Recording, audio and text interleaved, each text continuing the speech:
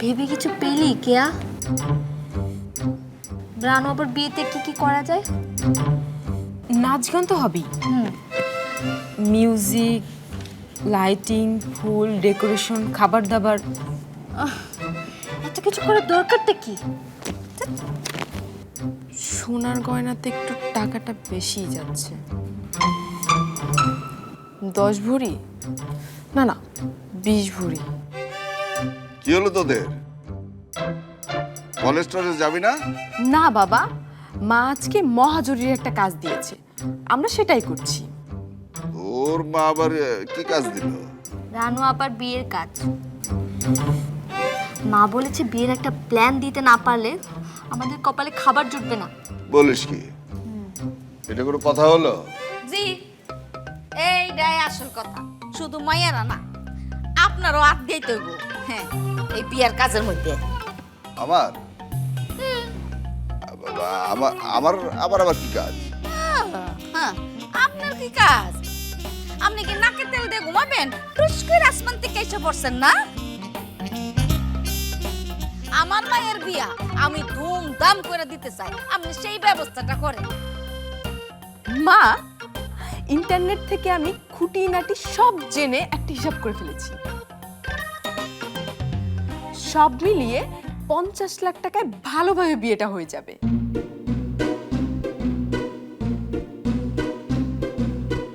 কত টাকা? মাত্র 50 লাখ। একটা সোনা রূপায় কারুকাজ করা পালকি থাকবে, আর সেটাই চড়ে রাহাত ভাইদের বাড়িতে যাবে বড় আপা। আর রাহাত ভাই কিসে যাবে? হাতিতে? ইয়েস, দারুণ আইডিয়া। আমি তো ভেবেছিলাম ঘোড়া, হাতির কথা তো আমার মাথায় আসেনি। আচ্ছা আচ্ছা আচ্ছা, তুই যা আনো থেকে যা। তুই অনেক করছস, আর তোর কিছু করা লাগবো না। যা যা। মা, আমি কিন্তু আচ্ছা আচ্ছা মা, আমার মাফ করে দে। যা যা, উপরে গিয়ে নিজের কাম কর। যা যা যা যা।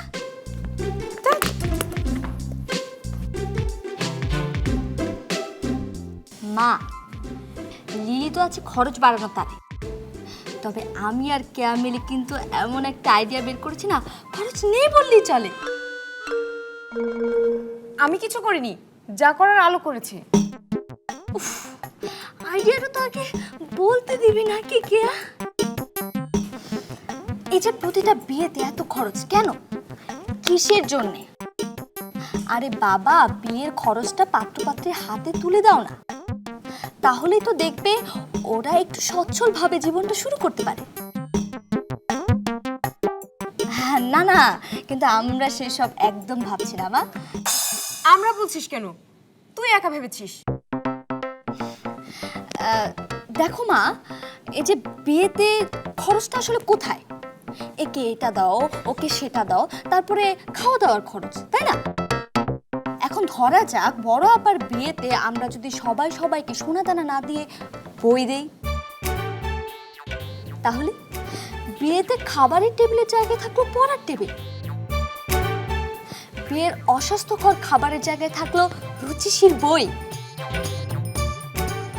আর বিয়েতে খাবারের প্রতিজনে তো 4 থেকে 500 টাকা পড়েই যায়, সেই জায়গায় একটা ভালো বই কিন্তু মাত্র 100 টাকায় পাওয়া সম্ভব। কেমন আইডিয়াটা বাবা? বাহ বাহ বাহ, কি চমৎকার আইডিয়া। গুড। বাহ, good. মর্জিনার মা, মর্জিনার মা, শক্ত দেখা মজবুত দেখা একটা ঝাড়ু আনো তো। কেন মা, রেহানা ফুপু তো নেই। শক্ত ঝাড়ু নাই বড় আম্মা, হেই করেতে আপনার কইতাছি শক্ত ঝাড়ু আনার লিগা। আই তোরা 1 মিনিট টাইম দিলাম, 1 মিনিট টাইম দিলাম। ব্যাগটা আমার সামনে থেকে যাবি, দূর হবি, নাইলে যা পামু হাতের কাছে দিয়ে তার শেষ করে লায়াম।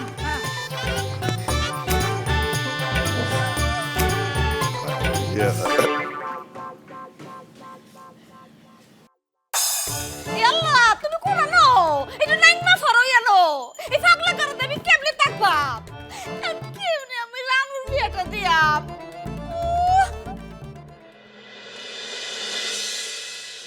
আরে কায়সার ভাই, ফরহাদ তোরা এখানে কখন এসছিস? অনেকক্ষণ। নিশ্চয়ই খুব মজা হয়েছে আজকে। বাহ, অনেক কিছু কেনাকাটাও করেছো দেখছি। হ্যাঁ, প্রায় জোর করে সব কিনে দিল রাহাত। তা কোথায় কোথায় গিয়েছিলে তোমরা? কোথায় যাইনি সেটা বলুন। আজ একদিনে প্রায় ঢাকার সবটা ঘুরে ফেলেছি। প্রথমে গেলাম নিউ মার্কেটে। নিউ মার্কেটে গিয়ে সবার জন্য কাপড় চোপড় কিনলাম। তারপরে আপা, আমার মনে হয় ওনারা জরুরি কথা বলছিলেন। আমরা বাইরে গিয়ে দাঁড়াই? আরে না বিথি, তেমন জরুরি কিছু নেই মনে হয়, নাকি ফরহাদ? পরীক্ষার রেজাল্ট এখন ছাপিয়ে দিতে পারিস, হয়ে গেছে সব।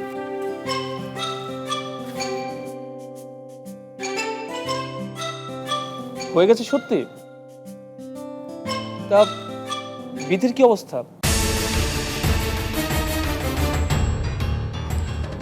বললাম না জরুরি কথা। চল তো, চল। যেতে হবে না, আমার মনে হয় রেজাল্টটা কাল সবার জানা উচিত।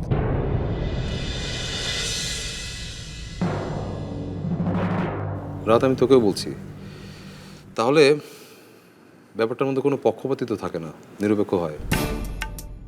আমি পক্ষপাতিত্ব করব? এই কথা তুই বলতে পারলি ফরহাদ? না, আমার মনে হয় কি যে ফরহাদ বলতে যাচ্ছে যে হুম, আমি যা চাই তাই যে করতে হবে এমন কোনো কথা নেই। রাতে যা ইচ্ছে তাই করতে পারে। তাছাড়া আমি এখন আমার অফিসে যাব, ওখানে কাজ শেষ করে আজ রাতে ময়মনসিং ফিরব। ফারিয়া ময়মনসিং একা, ওকে একদম সময় দেওয়া হয়নি। চলি আমি। আজকে আমরা সবাই ফিরে যাবো ফরহাদ। এই সবাই মানে? সবাই মানে আমিও যাচ্ছি। তুই যাবি? হ্যাঁ, আর এবার ময়মনসিং গেলে ভাবছি একেবারে বিয়েটা সেরেই ফিরবো।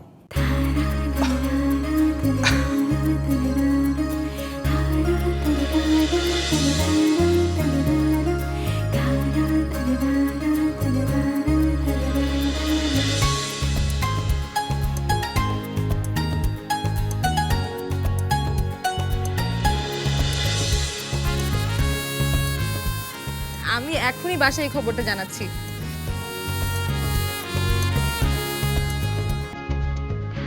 তাহলে তো বিয়ের বাদ্য বাজনা শুরু হয়ে গেল নাকি? হলুদ বাত মিন্দি বা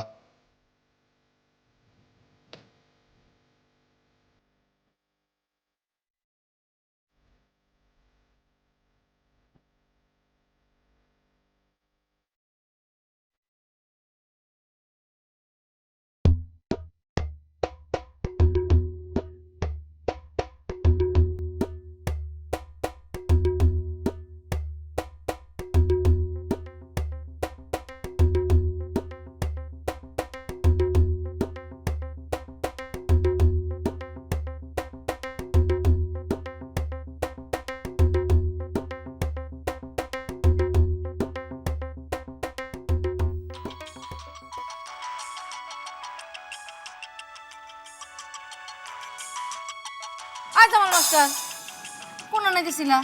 কত বেলা হয়েছে, খেয়াল আছে? কেন তুমি তো তখন বললে চোখের সামনে থেকে দূর হয়ে যাও। ফোন ধরো না কেন? ফোন বাজতেছে, ফোন ধরো।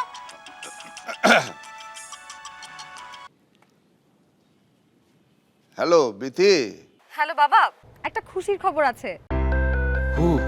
তোর তোর চাকরিটা হয়ে গেছে?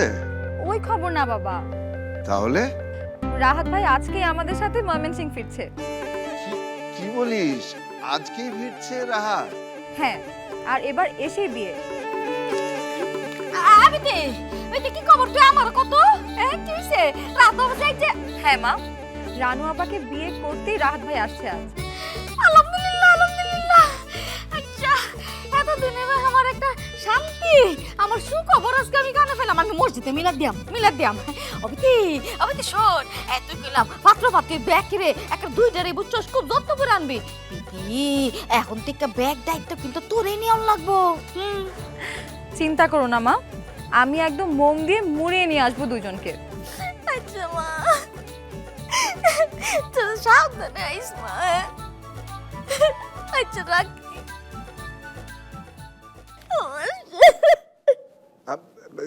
কি করছো? সবাই তো দেখে ফেলবে। দেখলে দেখুক, আমি কাউরে পরোয়া করি না। আমার মাস্টারে আমি ধরছি।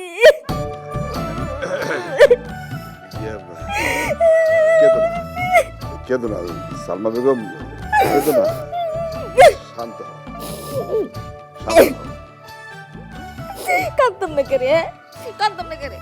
আচ্ছা কাইন্দা আমি পদ্মার নদীর পানি বাড়াই দিয়াম, কারো কোনো সমস্যা। শোনো, একটু তো সমস্যা আছে, মানে পদ্মা নদী তো এমনিতেই তো একটু গভীর। তুমি কেঁদে ভাসিয়ে দিলে তোমার জামাই বাবাজি এসে তো ডুবে যেতে পারে। উল্টাপাল্টা কথা। আগে তো কথা ছাড়া কোনো কথা নাই। মাস্টার শুনছেন বিয়ার সানাই বাজতেছে। বিয়ে শানাই? কই, আমি তো কিছু শুনতে পাচ্ছি না।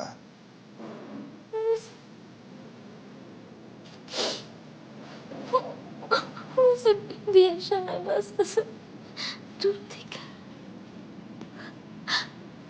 ও দূর থেকে।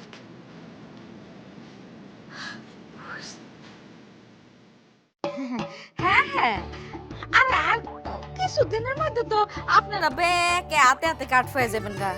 হ্যাঁ, না না না, আপনি আমন্ত্রিত লিখতাম না, আপনারা আমন্ত্রিতই লিখতাম।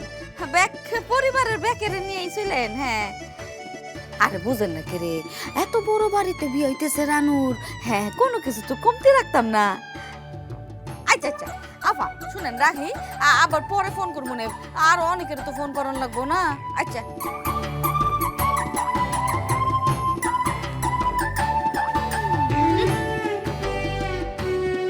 তোমার আত্মীয়রা ব্যাকের মাথা খারাপ। হেরার আবার আপনি আমন্ত্রিত লিখন যাব না, হ্যাঁ রাতে গা লাগে, লিখতে হবে আপনারা আমন্ত্রিত। একেবারে তোমার 14 গোষ্ঠী স্বভাবই খারাপ। হেরা পারলে এমন ভাব দেয় জানি 10 গ্রামের মানুষ নিয়ে বিয়ে বাড়িতে চলে যাবে। কে তো তোমাকে বলেনি দাওয়াত দিতে? যাদের সঙ্গে 1 বছরে ফোনেও কথা হয় না, তাদের দাওয়াত দিতে কে বলেছে? না দে উপায় আছে, নাহলে তো পরে কইবা যে তোমার পক্ষের 14 গোষ্ঠীর দাওয়াত দিছো, আমার পক্ষের কারো তো কও নাই। আমি এই কথা কখনো বলেছি? ও মায়া মায়া মায়া, তোমার জানি আগে কত মায়ের বিয়ে হইছে হইছে, এখন হইব, তারপরে ঠিকই কইবা। দুঃখিত, এই মুহূর্তে মোবাইল সংযোগ দেওয়া সম্ভব না। ফোন বন্ধ? আচ্ছা ফোন বন্ধ করে রাখলে দাওয়াতটা দিয়াম কেমনে? হ্যাঁ, তখন তো আবার পরে যখন কমু তোর নানান কথা শুনাইবো। এখনই এত ব্যস্ত হচ্ছে কেন? রাহাত আসুক, তারপর বুঝে শুনে না হয়। আরে বুঝতেছো না কে রে, তোমরা ফ্যামিলির লোকরা হেরা যে না কুসা, হেরা হঠাৎ করে দাওয়াত দিলে হুপ করে মাইন করে লাইবো। হ্যাঁ, এর লিগে আগে থেকে জানাই তুইতেছি। আর রাহাত বাবা যে ব্যস্ত মানুষ, বুঝো না কে রে, আর বিতি যেমনি কইলো তাতে মনে হইলো এই 1 সপ্তাহের মধ্যে কাম সাইরা লাইবো। সে তো এসব বিষয়ে আগে থেকে এত। হ্যালো, ফজলু মিয়া, কি মনে পড়েনি আমরা রে? মরে গেছি না বাচ্চা আছি, এটা তো কোনো খোঁজ নিলা না। না না না, আমার বইনেরে দিবা না, হ্যাঁ একটা শয়তান, হ্যাঁ লাগে আমার কোনো কথা নাই। আরে বইন, এই যে বাড়িটা সাইরা দিয়ে গেলাম গা, কোনানে আসি না আসি একটু খোঁজ নিছে। কি ভাবছে, কি ভাবছে আমার বইনে? আমি ফইরা গিয়ে রাস্তা থাকো না মরে যাই আমি? কি ভাবছে? আর রাহো রাহো, তার কথা আমার আর কোন লাগবো না। হ্যালো, হ্যাঁ তোর সাথে এই নেটওয়ার্ক প্রবলেম। এই যে সবাইকে আগে থেকে দাওয়াত দিচ্ছ, ফারিয়ার কাছ থেকে টাকা নিচ্ছ, এসব যদি রাহাত জানতে পারে তাহলে কি ভাববে বলো তো? ফারিয়ার কাছে কি আমরা টাকা চাইছি নাকি? ফারিয়া তো নিজে থেকেই দিছে। আর এইসব নিয়ে তোমার বাবানোর দরকার নাই, এটা ফারিয়াই বুঝবো নি। ফোনই তো ঢুকে না। আর বিথি কি ভাববে? আই কি ভাববো, বিয়েটা কে আর? কিন্তু রানু, রানু যদি। হ্যাঁ ফজলু মিয়া, আচ্ছা হুনো না, কোথায় তো শেষ করতে পারতেছি না। হ্যালো, হ্যাঁ হ্যাঁ, আরে নেটওয়ার্কের সমস্যা, দূর সাতা। আচ্ছা দেখো তো নেটওয়ার্কে কিছে। আমি কি করব? হ্যালো আসমাতুল মিয়া, হ্যালো। আলতা পরিও না, শাড়ি পরিও না, ব্যাংকার ম্যাক্সি পরো রে। আলতা শাড়ি পরিলে মনে পইরা যায় আমার, আলতা শাড়ি পরিলে মনে পইরা যায় একদিন বাঙালি ছিলাম রে, একদিন বাঙালি ছিলাম রে। এই শোনো শোনো, এবার ওই গানটা, ওই যে টাকডুম বাজায় বাংলাদেশের ঢোল, আমি টাকডুম বাজাই। উফ কায়সার ভাই, সামনে আমার বন্ধুটার বিয়ে, একটা বিয়ের গান অথবা রোমান্টিক কোনো গান পারলে গান না। বিয়ে তো রাহাতের, কিন্তু মনে হচ্ছে যে রোমান্টিক মুডে তুমিই আছো।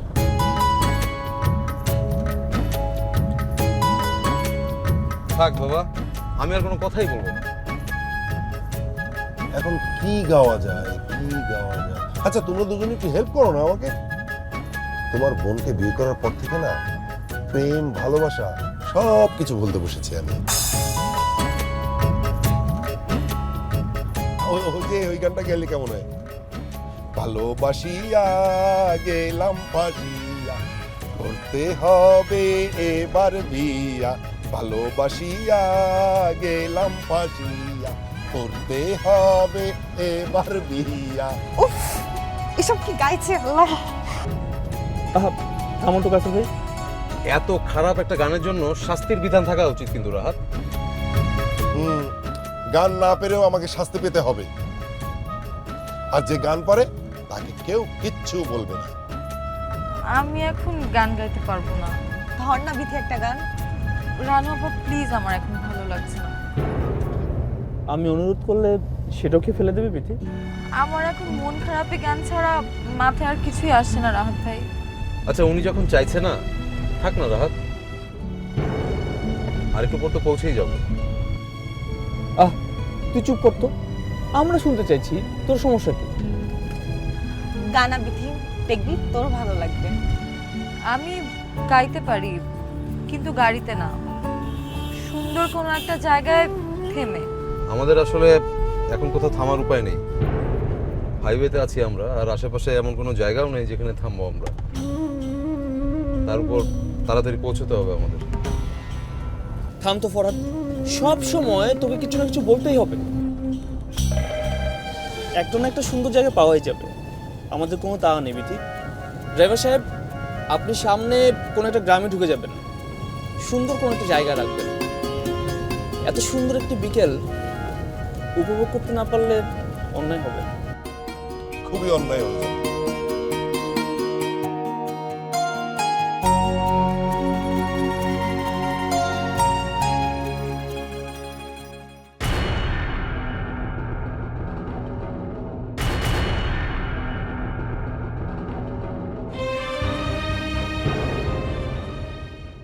কাঠটা সাবান হলে ফয়লা তোমরা রি বাড়ায়াম। আচ্ছা আচ্ছা, তো রাখি।